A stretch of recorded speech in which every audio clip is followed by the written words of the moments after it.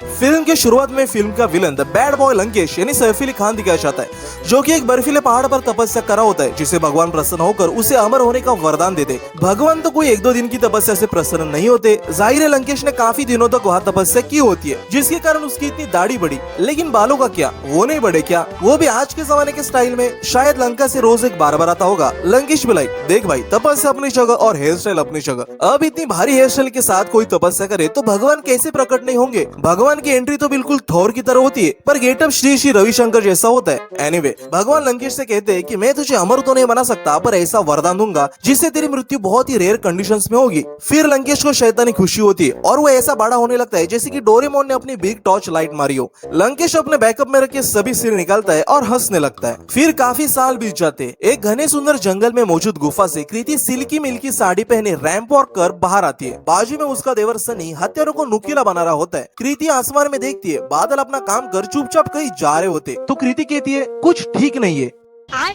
फिर जंगल में एक अजीबोगरीब क्रिएचर आता है। जैसे रावण फिल्म में वीडियो गेम से एक कैरेक्टर बाहर आता है, वैसे यहाँ पर एक कैरेक्टर लगता है। उसके साथ ढेर सारे चेले होते हैं, जो कि डस्टबिन के फटे हुए काली बैग की तरह लगते हैं। ऐसा लगता है कि एनिमेशन वीएफएक्स वालों ने फिल्म में पार्ट टाइम काम किया हो। कृति का पति प्रभास पानी के नीचे अपना क्वालिटी टाइम बिता रहा होता है। डस्टबिन बैग पानी के ऊपर मंडरा रहे होते, तो प्रभास छलांग मारकर ऊपर आता है, जहाँ पर हम सबसे पहले प्रभास के फेक ऐप नोटिस करते। काश ऐसे ही वीएफएक्स से प्रभास के चेहरे पर कोई एक्सप्रेशन लाते। फिर प्रभास एक एक डस्टबिन बैग को मारने लगता है। आखिर में उसे रियलाइज होता है कि smart work is better than hard work, तो वो इस शेरवानी पहने कंकाल को मार देता है, जिससे उसके सारे डस्टबिन बैग ब्लू लाइट के साथ गायब हो जाते, जस्ट लाइक वीडियो गेम। क्या सोचकर डायरेक्टर ओम राउत ने इस सीन को शूट किया होगा वही जाने, but I am damn sure film पूरी होने तक ओम राउत ने एक भी सीन प्रभास को नहीं दिखाया होगा। आई मीन इस सीन को देखो, कोई सेंस है इस बात में? But Om Raut was like कोई सेंस है इस बात की? हमें बहुत लग रही थी उस टाइम। ये है लंकेश की लंका और उसका महल। वेट अ मिनट, पर हमें तो बताया गया था रावण की लंका सोने की थी।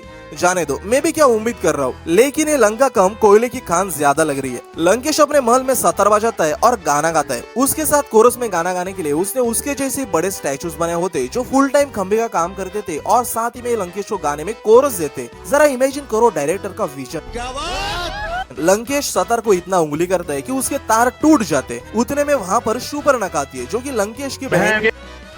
मोदी जी रुको जरा, जो कि लंकेश की बहन होती है। लंकेश शूर्पणखा की तरफ ऐसे चलते जाता है जैसे कि उसको थाइज में अंडरवेयर लगी हो। शूर्पणखा जब अपने चेहरे से पल्लू हटाती है तो लंकेश देखता है कि उसकी नाक कट गई है।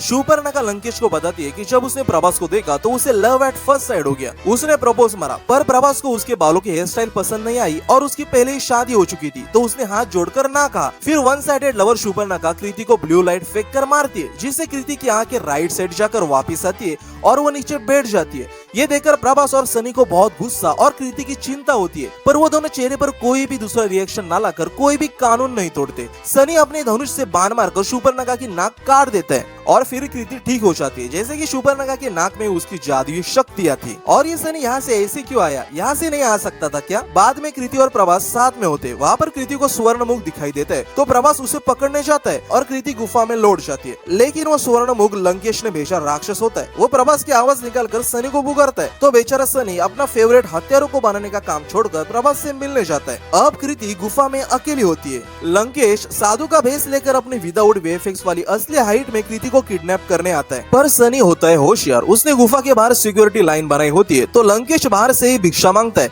फिर चालबाजी कर कृति को किडनैप करता है। लंकेश अपनी सवारी बुलाता है, जो कि ना जाने कितनी क्रॉसबिट सी पैदाइश होगी, जिसमें सबसे बड़ा हिस्सा चमगादड़ का होता है। फिर लंकेश कृति को पिछले वाली सीट पर सुला देता है और लंका की तरफ निकलता है। उतने में वहाँ पर सही टाइम पर प्रभास और सनी लेट पहुँचते, क्योंकि उनके सामने ही लंकेश कृति को लेकर जाता है। जटायु जब उसे बचाने चाहता है तो कृति की नींद टूट जाती है। लंकेश तो उसे मार देता है, फिर कृति अपने गले की माला तोड़कर नीचे फेंक देती है। उस माला का एक मोती जंगल में वेले बैठे बंदर को मिलता है, तो वो अपने पास रखता है। जटायु नीचे गिरा होता है और फिल्म के लाजवाब एनिमेशन वीएफएक्स के कारण अचानक कौवा दिखने लगता है। लंकेश अपनी सवारी से लंका में लैंड होता है, तो 2 दासियां कृति को लेने आती है। उनकी भी हेयर स्टाइल देखकर लगता है कि अभी अभी लैके में फैशन वीक से निकल के आई हो। मानो या ना मानो, लंकेश की लंका हेयर स्टाइल में काफी फॉरवर्ड थी इसकी छोड़ के। यह है जन्नत गर्ल लंकेश की वाइफ मंदोदरी, जो कि शूर्पणखा से लंकेश के कान भरने के कारण नाराज होती है। कहानी घर घर की। जिस बंदर के पास मोती होता है उसे स्मॉल साइज का किंग कॉन्ग उठाकर सुग्रीव के पास लेकर जाता है। आप सोचेंगे अब यहाँ किंग कॉन्ग कैसे आया, तो इसका जवाब है That's simply not possible. Why isn't it possible? It's just not. Why not, you stupid bastard? Sugriva और जंबावंत दोनों मोती को देखते और वहाँ पर बजरंग भी मौजूद होता है, जिसका किरदार देवदत्त नागे ने निभाया है, तो हम उसे भी नागे ही कहेंगे। जैसे फिल्मों में एक हीरो, हीरोइन, विलेन और कॉमेडियन होता है, तो इस फिल्म में इस नागे को कॉमेडियन बनाया है, जो कि जब भी कॉमेडी करने की कोशिश करता है तो हंसी नहीं बल्कि गुस्सा जरूर आता है। डायरेक्टर ने जरा सा भी लिहाज नहीं रखा कि किसका किरदार निभा रहा है। प्रभास और सनी बॉन फायर कर कुछ चिल करने की फिराक में होते, उतने में वहाँ पर सफेद साड़ी पहनी बूढ़ी अम्मा हाथ में काटी और बेर लेकर वहाँ आती है। सनी का 21वां सेंस जागरूक होता है। वो अपना धनुष्यबाण उस बुढ़िया पर तान कर कहते हैं कि तू मायावी हो, तो वो बुढ़िया कहती है नहीं। फिर प्रभास उस बुढ़िया को पत्थर पर बिठाता है और खुद नीचे बैठ जाता है, तो बुढ़िया कहती है तुम वीर योद्धा या राजकुमार लगते हो, मेरे जैसे जंगली बुढ़िया के पैरों के पास बैठना ठीक नहीं लगता। क्या बोला तूने? चुप हो जाओ।